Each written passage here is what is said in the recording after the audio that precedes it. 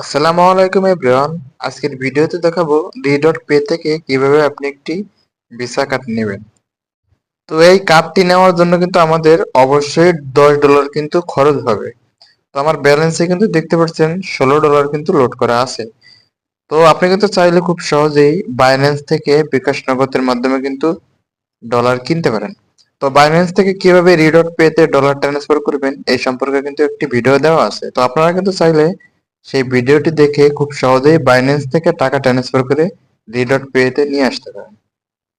তো কার্ডটি নেওয়ার জন্য চলে আসবেন আপনার অ্যাপস এর ভিতর। অ্যাপসে আসার পর কিন্তু এরকম একটি ইন্টারফেস শো করবে।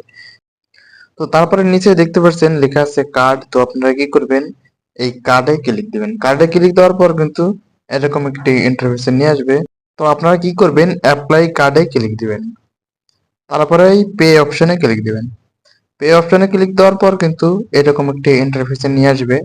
তো এখানে কিন্তু আপনার আইডি কার্ড অনুযায়ী আপনার ইনফরমেশন গুলো দিতে হবে। তো প্রথমে দেখতে পাচ্ছেন লেখা আছে কার্ড হোল্ডার নাম। তো এখানে আপনার আইডি কার্ড অনুযায়ী কিন্তু নামটি প্রথমে দিয়ে দেবেন। ওকে, তারপরে কিন্তু দেওয়া আছে বাংলাদেশ। তো আপনি যেই কান্ট্রিতে আছেন এখানে সেই কান্ট্রিটি সিলেক্ট করে দিবেন। তারপর কিন্তু দেওয়া আছে হোম নাম্বার। তো এখানে কি করবেন, এই অ্যাড্রেসের জায়গায় আপনার গ্রামটি দিয়ে দিবেন। তারপর কিন্তু দেখতে পাচ্ছেন লেখা আছে অ্যাড্রেস লাইন 2। তো এখানে কি করবেন, এখানেও আপনার গ্রামের নামটি দিয়ে দেবেন। তারপরের অপশনে কি করবেন, আপনার কিন্তু বিভাগটি দিতে হবে। তো ওখানে ক্লিক দিলে কিন্তু দেখতে পাচ্ছেন সকল বিভাগগুলো কিন্তু দেখা যাচ্ছে। তো এখানে আপনার বিভাগটি আপনি সিলেক্ট করে দেবেন। এখানে যেহেতু আমার খুলনা বিভাগ, আমি এখানে খুলনায় ক্লিক দিলাম।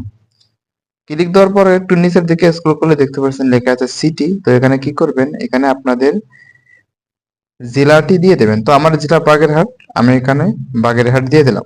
তো কিন্তু দেখতে পাচ্ছেন লেখা আছে পোস্ট কোড। তো এখানে আপনার পোস্ট কোডটি দিতে হবে। তো পোস্ট কোডটি কোথায় পাবেন, আপনার আইডি কার্ডের পিছনে লক্ষ্য করলে দেখতে পারবেন 4 ডিজিটের একটি কোড। ওই কোডটি এখানে দিয়ে দেবেন। কোডটি দেওয়ার পর নিচে দেখতে পাচ্ছেন লেখা আছে সেভ। তো আপনারা কি করবেন, এই সেভ অপশনে ক্লিক দিবেন। সেভ অপশনে ক্লিক দেওয়ার পর কিন্তু এরকম একটা ইন্টারফেসে নিয়ে আসবে। তো এখানে দেখতে পাচ্ছেন নাম, গ্রাম এবং জেলা, বিভাগ এবং পোস্ট কোড কিন্তু দেখা যাচ্ছে। তো আপনারা কি করবেন, নিচে দেখতে পাচ্ছেন লেখা আছে কনফার্ম। এই কনফার্মে ক্লিক দিবেন। কনফার্মে ক্লিক দেওয়ার পর কিন্তু দেখতে পাচ্ছেন লেখা আছে সেভ সাকসেসফুল।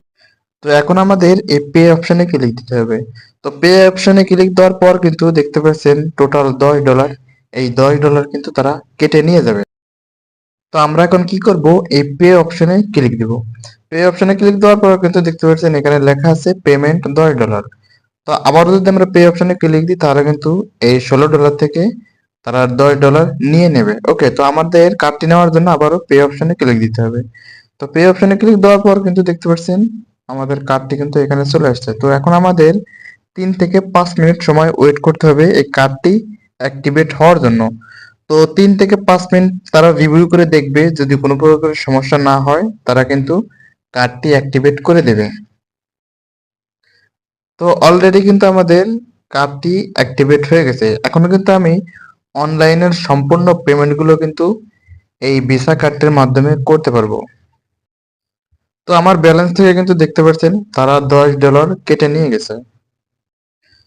তো এখন যদি আমি এই ভিউ অপশনে ক্লিক দিই তাহলে কিন্তু কার্ডের সম্পূর্ণ ইনফরমেশন গুলো দেখতে পারবো।